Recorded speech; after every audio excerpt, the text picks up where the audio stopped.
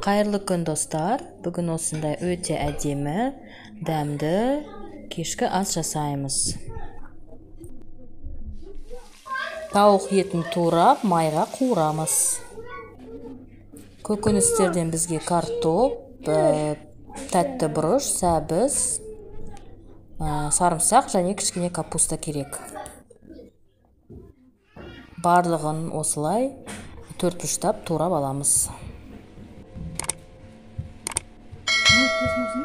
Етіміз қуырылды, енді үстінен сәбіз бен пиязымызды, тұз бен бұрышымызды қосып араластырамыз.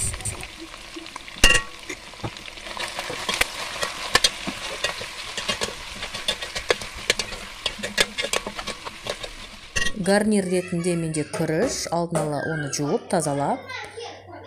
Енді табамызға кішкене май құйып, қуырамыз. Кейін бетін жапқанша су құйып, бетін жауып қоямыз. Етіміздің үстінен тәтті бұрыш пен чесногымызды салып, тағы да 5 минут қуырамыз.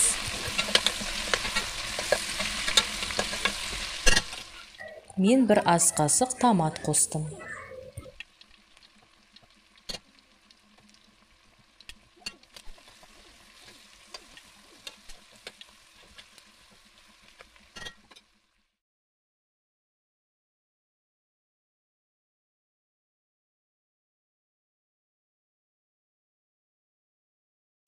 Ендігі кезекте картоп пен қырыққабат жақсылап араластырып, үстіне су құямыз да бұқтырамыз.